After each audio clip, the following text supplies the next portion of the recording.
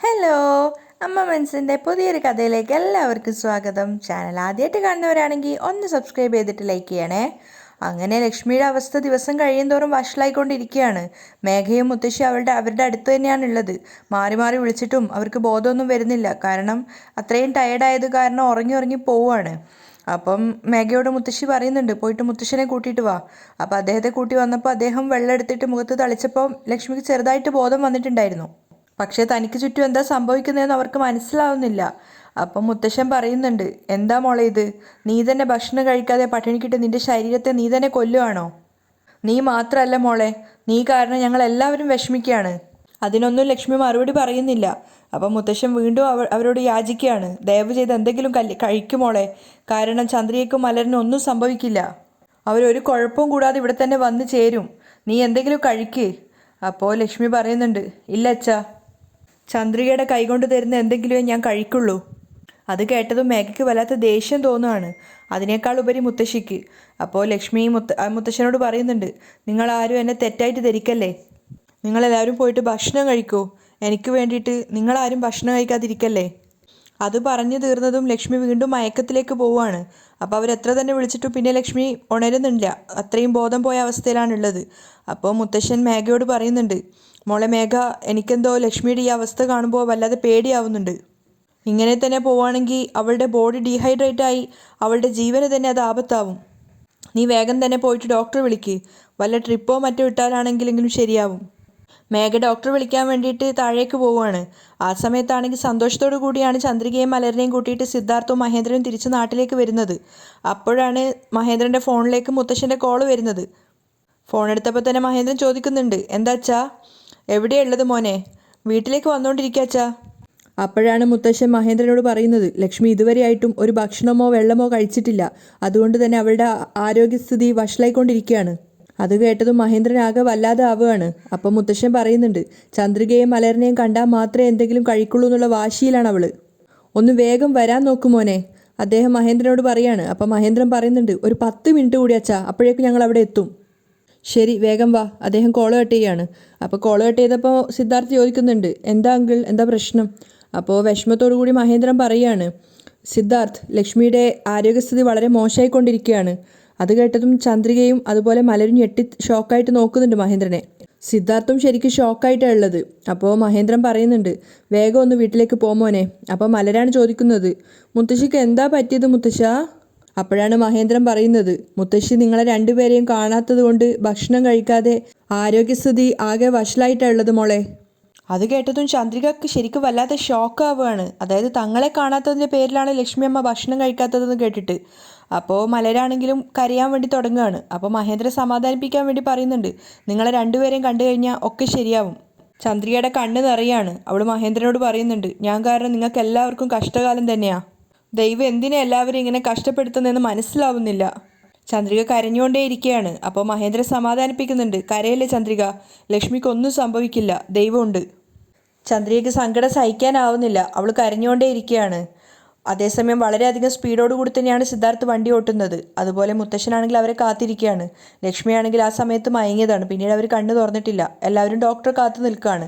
ആ സമയത്ത് മുത്തശ്ശി മേഘയാണ് അടുത്തുള്ളത്. മേഘയ്ക്കും ഡിസ്കംഫർട്ടാണ്. അതുപോലെ മുത്തശ്ശിക്കും വല്ലാത്ത ദേഷ്യം വരുന്നുണ്ടായിരുന്നു. അവരിങ്ങനെ ചിന്തിച്ചുകൊണ്ടിരിക്കുന്നുണ്ട്, ഓ, ചന്ദ്രിക ഒഴിഞ്ഞു എന്ന് വിചാരിച്ചതാ, വീണ്ടും തിരിച്ചവൾ ഇങ്ങോട്ടേക്ക് തന്നെ വരികയാണല്ലോ, വല്ലാത്ത കഷ്ടം തന്നെ. അപ്പോൾ മേഘ ലക്ഷ്മിയെ വീണ്ടും വിളിച്ച് എണീപ്പിക്കാൻ നോക്കുന്നുണ്ട്. അമ്മ എഴുന്നേക്കമ്മ, എൻ്റെ മുഖത്തേക്ക് നോക്കമ്മ എന്നൊക്കെ പറയുന്നുണ്ട്.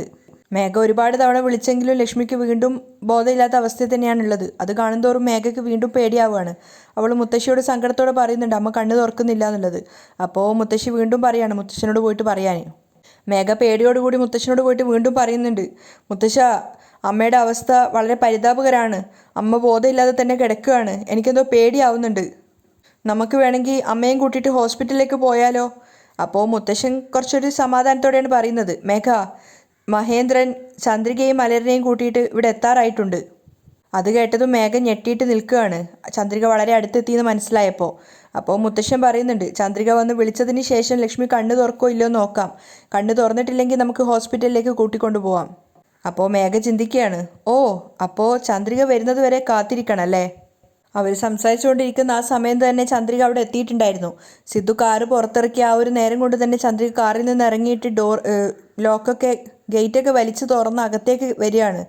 അപ്പോൾ വരുമ്പം തന്നെ അവൾ ദൂരത്തുനിന്ന് അമ്മ എന്ന് വിളിച്ചുകൊണ്ടാണ് വരുന്നത്. ചന്ദ്രികയുടെ ആ ഒരു വിളിയും ചന്ദ്രികയുടെ ആ ഒരു വിഷമം ഒക്കെ കാണുന്ന സമയത്ത് മുത്തശ്ശനും മേഘയൊക്കെ നോക്കുന്നുണ്ടായിരുന്നു. ചന്ദ്രികയാണെങ്കിൽ നമുക്ക് അത്രയേറെ പ്രിയപ്പെട്ട ഒരാൾക്ക് സംഭവിച്ച ഒരു അപകടത്തിൻ്റെ മുകളിലാണ് വന്നിട്ടുണ്ടായിരുന്നത്. അവൾ ഓടി വരികയാണ്. ആ വീട്ടിലേക്കുള്ള വഴികൾ മൊത്തം അവൾ ഓടി കയറുകയാണ്. സിദ്ധാർത്ഥിന് വാച്ച്മാൻ ആ ഗേറ്റ് തുറക്കുമ്പോഴേക്കും ചന്ദ്രിക ഓടിയിട്ട് വീടിനകത്ത് എത്തിയിട്ടുണ്ടായിരുന്നു. അത്രയും ഫാസ്റ്റായിട്ടാണ് അവൾ ഓടിയിട്ടുണ്ടായിരുന്നത്. അപ്പോൾ മുത്തശ്ശൻ വിളിച്ചിട്ടോ മേഘയെ നോക്കിയിട്ടോ ഒന്നും ചന്ദ്രിക അവിടെ നിൽക്കുന്നില്ല. ചന്ദ്രിക വളരെയധികം ഫാസ്റ്റായിട്ട് മുകളിലേക്ക് ലക്ഷ്മിയുടെ മുറിയിലേക്കാണ് പോകുന്നത്. പിന്നാലെയാണ് സിദ്ധാർത്ഥും മഹേന്ദ്രനും ഒക്കെ ഇറങ്ങുന്നത്. സിദ്ധാർത്ഥ് മലരിനെയും കൂട്ടിയിട്ട് ഇറങ്ങിയ സമയത്ത് അകത്തേക്ക് കയറുമ്പോൾ മുത്തശ്ശൻ ചോദിക്കുന്നുണ്ട്, മഹേന്ദ്ര എന്താ മോനെ സംഭവം? കാരണം ചന്ദ്രിക അത്രയേറെ വെപ്രാളത്തോടെ ലക്ഷ്മിയുടെ അടുത്തേക്ക് ഓടിയത് എന്തിനാന്ന് അയാൾക്ക് മനസ്സിലായിട്ടുണ്ടായിരുന്നില്ല. അപ്പോൾ മഹേന്ദ്രൻ കാര്യം പറഞ്ഞു കൊടുക്കുകയാണ്. അത് കാറിലിരിക്കുന്ന സമയത്ത് ലക്ഷ്മിയുടെ ആരോഗ്യസ്ഥിതി വളരെ മോശമാണെന്ന് ഞാൻ ചന്ദ്രികയോട് പറഞ്ഞിരുന്നു. അതുകൊണ്ട് തന്നെ അമ്മയെ കാണണമെന്ന് പറഞ്ഞിട്ട് അത്രയേറെ ധൃതി പിടിച്ചിട്ടാണ് അവൾ വന്നിട്ടുണ്ടായിരുന്നത്. അതുകൊണ്ടായിരിക്കും അച്ഛൻ അവൾ അങ്ങനെ ഓടിപ്പോയത്. എല്ലാവരും ചന്ദ്രികയ്ക്ക് പിന്നാലെ ലക്ഷ്മിയുടെ മുറിയിലേക്ക് പോവുകയാണ്. ചന്ദ്രികയാണെങ്കിൽ ഓടിപ്പോയിട്ട് ലക്ഷ്മി കിടന്ന കട്ടിലിൻ്റെ അടുത്തിരുന്നിട്ട് ചന്ദ്രിക ലക്ഷ്മി തട്ടി വിളിക്കുന്നുണ്ട്, അമ്മ അമ്മ കണ്ണു തുറന്ന് നോക്കമ്മ. അവൾ കരഞ്ഞുകൊണ്ടാണ് ലക്ഷ്മിയെ വിളിച്ചെഴുന്നേൽപ്പിക്കുന്നത്. പക്ഷെ അപ്പോഴും ലക്ഷ്മിക്ക് ബോധം ഉണ്ടായിരുന്നില്ല. ചന്ദ്രിക കരഞ്ഞുകൊണ്ട് പറയുന്നുണ്ട്, അമ്മ നോക്കമ്മ, ഞാൻ വന്നമ്മ, അമ്മ അമ്മ എന്നെ നോക്കമ്മ. ചന്ദ്രിക കരയുന്നത് കണ്ടിട്ട് മലരും കരയാണ് ലക്ഷ്മിയുടെ ആ ഒരു അവസ്ഥ കാണുമ്പോൾ. അവിടെ ചുറ്റും കൂടി നിന്ന് എല്ലാവർക്കും അതൊരു അതിശയം തന്നെയാണ്. കാരണം ഒരു വീട്ടുജോലിക്കാരിയും ഒരു യജമാനത്തെയും തമ്മിലുള്ള ഒരു ബന്ധം മാത്രമേ അവർ തമ്മിലുള്ളൂ എന്നുള്ളൊരു വിശ്വാസത്തിലാണ് ബാക്കിയുള്ളവരെല്ലാം നിൽക്കുന്നത്. ആ സമയത്ത് കരഞ്ഞുകൊണ്ട് ചന്ദ്രിക പറയുന്നുണ്ട്, അമ്മ എനിക്കൊന്നും സംഭവിച്ചിട്ടില്ല അമ്മ, എന്നെ നോക്കമ്മ, എന്നെ ഒന്ന് കണ്ണു തുറന്ന് നോക്കമ്മ. അമ്മ നോക്ക്, ഇതാ മലരും വന്നിട്ടുണ്ട്. പക്ഷേ ചന്ദ്രിക എത്രയേറെ കുലുക്കി വിളിച്ചിട്ടും ലക്ഷ്മിക്ക് ബോധം വരുന്നേ ഇല്ല. അപ്പോൾ മലരും കരഞ്ഞുകൊണ്ട് പറയാണ്, മുത്തശ്ശി കണ്ണു തുറന്നിട്ട് എന്നെ നോക്കൂ മുത്തശ്ശി. ചന്ദ്രിക കരയുന്നത് കാണുമ്പോൾ മഹേന്ദ്രനാണെങ്കിലും സിദ്ധാർത്ഥനാണെങ്കിലും ഒക്കെ വല്ലാത്ത സങ്കടം തോന്നുന്നുണ്ടായിരുന്നു. അപ്പോൾ സങ്കടത്തോടു കൂടി മഹേന്ദ്രൻ പറയുന്നുണ്ട്, ലക്ഷ്മി നിന്റെ ചന്ദ്രിക വന്നിരിക്കുക, ഒന്ന് കണ്ണു തുറന്ന് നോക്ക് ലക്ഷ്മി. അത് കേട്ടത് മേഘ അതിശയത്തോടെ അച്ഛനെ നോക്കുകയാണ്. ഒരുപക്ഷെ ഇവർ സത്യങ്ങളൊക്കെ മനസ്സിലാക്കിയോ എന്നുപോലും അവൾ സംശയിച്ചു പോവാണ്. മുത്തശ്ശിക്കും മഹേന്ദ്രൻ്റെ ആ ഒരു ശബ്ദത്തിലെ മാറ്റം കേട്ടപ്പോൾ സംശയം തോന്നാകെയില്ല. അപ്പോഴും ചന്ദ്രിക കരഞ്ഞുകൊണ്ട് ലക്ഷ്മിയോട് യാചിച്ചുകൊണ്ടേയിരിക്കുകയാണ്, അമ്മ ഒന്ന് കണ്ണു തുറന്ന് എന്നെ നോക്കമ്മ. പക്ഷെ ചന്ദ്രിക എത്ര കുലുക്കി വിളിച്ചിട്ടും ലക്ഷ്മി എഴുന്നേക്കുന്നേ ഇല്ല. അപ്പം കരഞ്ഞുകൊണ്ട് മഹേന്ദ്രനോട് അവൾ പറയുന്നുണ്ട്, നോക്ക് നോക്ക് സാർ, ഞാൻ കാരണം എൻ്റെ അമ്മയ്ക്ക് ഇങ്ങനൊരു ദുർവിധി വന്നത്. സാർ അമ്മയെ ഹോസ്പിറ്റലിലേക്ക് കൂട്ടിക്കൊണ്ട് പോവാൻ സാർ. അപ്പോൾ കരഞ്ഞുകൊണ്ടിരുന്ന മഹേന്ദ്രനും കണ്ണുനീര് തുടച്ചുകൊണ്ട് സിദ്ധാർത്ഥിനോട് പറയുകയാണ്, സിദ്ധാർത്ഥ് ആംബുലൻസിന് വേഗം ഫോൺ ചെയ്. അപ്പോൾ സിദ്ധാർത്ഥ് ഫോണും കൊണ്ട് പുറത്തേക്ക് പോകുന്നുണ്ട്. അപ്പോൾ കരഞ്ഞുകൊണ്ട് ചന്ദ്രിക ലക്ഷ്മിയോട് പറയുകയാണ്, അമ്മ എന്നെ പ്രസവിച്ച അമ്മ പോലും എൻ്റെ മേൽ ഇത്രയേറെ സ്നേഹം വെക്കുമെന്ന് എനിക്കറിയില്ല. അത് കേട്ടതും മേഘയും മുത്തശ്ശിയും പരസ്പരം മുഖത്തോട് മുഖം നോക്കുന്നുണ്ട്. പക്ഷേ നിങ്ങളാണെങ്കിൽ എൻ്റെ മേലെ എത്രത്തോളം സ്നേഹത്തോടെയാണ് പെരുമാറുന്നത്. നിങ്ങളുടെ ഈ നല്ല മനസ്സിന് ദൈവം നിങ്ങൾക്കൊരാപത്തും വരുത്തില്ല അമ്മ. ചന്ദ്രിക കരഞ്ഞുകൊണ്ട് ലക്ഷ്മിയോട് പറഞ്ഞുകൊണ്ടേയിരിക്കുകയാണ്. ചന്ദ്രിക വീണ്ടും വീണ്ടും അത് തന്നെ ആവർത്തിച്ച് പറയാണ്, അമ്മ കണ്ണു തുറന്ന് എന്നെ ഒന്ന് നോക്കമ്മ. അവൾ പൊട്ടി കരയാണ്. അതുപോലെ തന്നെ മലരും വീണ്ടും കടക്കയിൽ കയറിയിട്ട് മുത്തശ്ശിയെ വിളിച്ചുകൊണ്ടേ ഇരിക്കുന്നുണ്ട്, മുത്തശ്ശി ഒന്ന് കണ്ണു തുറന്ന് നോക്ക് മുത്തശ്ശി മലർ വന്നിട്ടുണ്ട് മുത്തശ്ശി, നോക്ക് മുത്തശ്ശി. അവളും യാചിക്കുന്നുണ്ടായിരുന്നു. പക്ഷെ എത്ര തന്നെ വിളിച്ചിട്ടും ലക്ഷ്മിക്ക് ബോധം വരുന്നേ ഇല്ല. ചന്ദ്രികയാണെങ്കിൽ കരഞ്ഞുകൊണ്ട് ഓരോന്നിങ്ങനെ എണ്ണി പറഞ്ഞുകൊണ്ടേ ഇരിക്കുകയാണ്. അവസാനം ചന്ദ്രിക കരഞ്ഞ് കണ്ണീരൊക്കെ ലക്ഷ്മിയുടെ കൈകളിലേക്കാണ് ഉറ്റുന്നത്. ആ സമയത്താണ് അവരെല്ലാവരെയും ഞെട്ടിച്ചുകൊണ്ട് ലക്ഷ്മിക്ക് ചെറുതായിട്ട് ബോധം വന്നുകൊണ്ടിരുന്നത്. അത് കണ്ടതും മഹേന്ദ്രൻ മുത്തശ്ശനോട് പറയുന്നുണ്ട്, അച്ഛാ ലക്ഷ്മിക്ക് ബോധം വരുന്നുണ്ട്. ചന്ദ്രികയ്ക്കും അത് മനസ്സിലായിട്ടുണ്ടായിരുന്നു. അതുകൊണ്ട് തന്നെ അവൾ വീണ്ടും വീണ്ടും കുലുക്കി വിളിച്ചുകൊണ്ടേയിരിക്കുകയാണ്, അമ്മ കണ്ണു തുറന്ന് നോക്കമ്മ, നിങ്ങൾക്കൊന്നും സംഭവിക്കില്ല, എന്നെ ഒന്ന് നോക്കമ്മ. അപ്പോൾ ചന്ദ്രികയുടെ വാക്കുകൾ ഇങ്ങനെ ലക്ഷ്മിയുടെ ചെവിയിലേക്ക് വന്നുകൊണ്ടേയിരിക്കുകയാണ്. അതുകൊണ്ട് തന്നെ അവർ കണ്ണു തുറന്ന് ചന്ദ്രികയെ നോക്കുന്നുണ്ട്. ചന്ദ്രികയെ നോക്കിക്കൊണ്ടിരിക്കെ തന്നെ വീണ്ടും വീണ്ടും അവർ മയങ്ങി പോകുന്നുണ്ടായിരുന്നു. അപ്പോൾ ചന്ദ്രികയ്ക്ക് വല്ലാതെ പേടി തോന്നുവാണ്.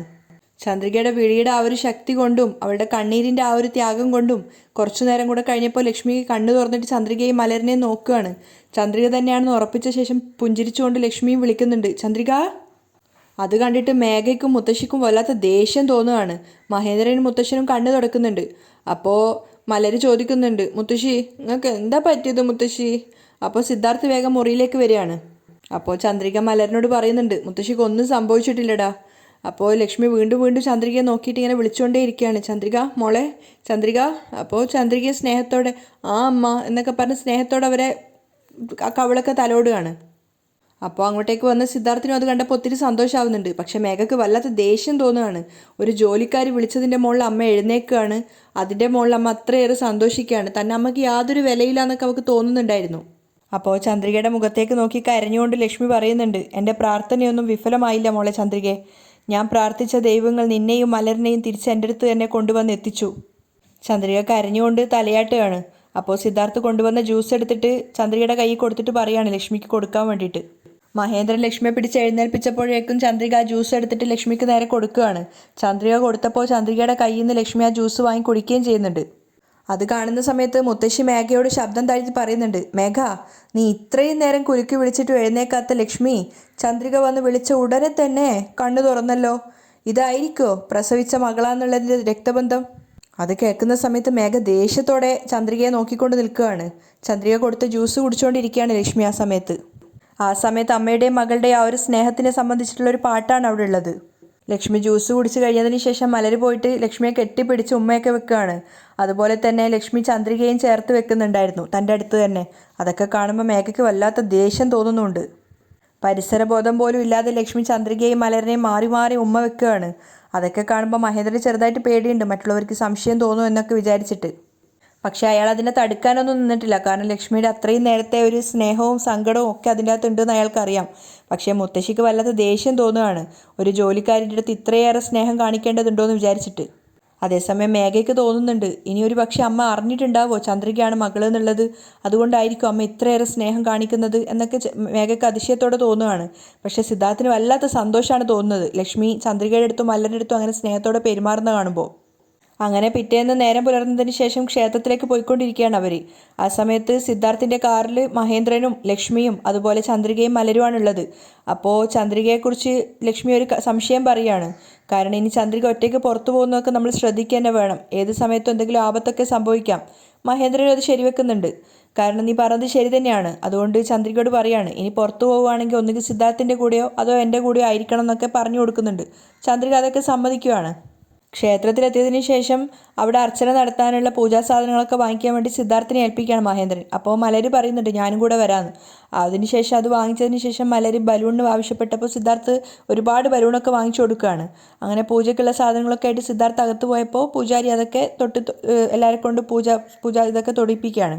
പൂജാരി പൂജയ്ക്കുള്ള സാധനങ്ങളുമായിട്ട് പോയ സമയത്ത് ചന്ദ്രിക ലക്ഷ്മിയോട് പറയുന്നുണ്ട്, എവിടെയോ ജനിച്ച് എവിടെയോ വളർന്ന് നിങ്ങളുടെ വീട്ടിൽ ജോലിക്കാരിയായിട്ടാണ് ഞാൻ വന്നത്. പക്ഷേ എന്നെ പ്രസവിച്ച അമ്മയെപ്പോലെ എൻ്റെ മേലെയും എൻ്റെ കുഞ്ഞിൻ്റെ മേലെയും അത്രയേറെ സ്നേഹത്തോടെയും സന്തോഷത്തോടെയാണ് നിങ്ങൾ നിൽക്കുന്നത്. അത് കേട്ട് സിദ്ധാർത്ഥും മഹേന്ദ്രനും ലക്ഷ്മിയൊക്കെ പുഞ്ചിരിക്കുകയാണ്. അപ്പോൾ ചന്ദ്രിക പറയുന്നുണ്ട്, ഈ ഒരു ജന്മം മാത്രമല്ല, ഇനി എത്ര ജന്മം കിട്ടുകയാണെങ്കിലും നിങ്ങൾക്ക് വേണ്ടി ജീവിച്ച് നിങ്ങളുടെ പാദം കഴുകിക്കൊണ്ട് ജീവിക്കണമെന്നാണ് ഞാൻ ആഗ്രഹിക്കുന്നത് അമ്മ. ചന്ദ്രികയുടെ ആ സ്നേഹമൊക്കെ അവർ അനുഭവിക്കുകയാണെങ്കിൽ ആ സമയത്ത് ലക്ഷ്മി ചിന്തിക്കുന്നുണ്ട്, നിന്നെപ്പോലൊരു മകളെ ഞങ്ങൾക്ക് മകളായിട്ട് തന്നതിന് ഞങ്ങളാണ് ദൈവത്തിൻ്റെ മുന്നിൽ നന്ദി പറയേണ്ടത്. അവർക്ക് ചന്ദ്രികയോടുള്ള ആ ഒരു സ്നേഹം കാണുന്ന സമയത്ത് സിദ്ധാർത്ഥിന് വല്ലാത്ത സന്തോഷം തോന്നുകയാണ്. അവിടെയാണ് ഇന്നത്തെ എപ്പിസോഡ് വൈൻഡപ്പ് ചെയ്യുന്നത്.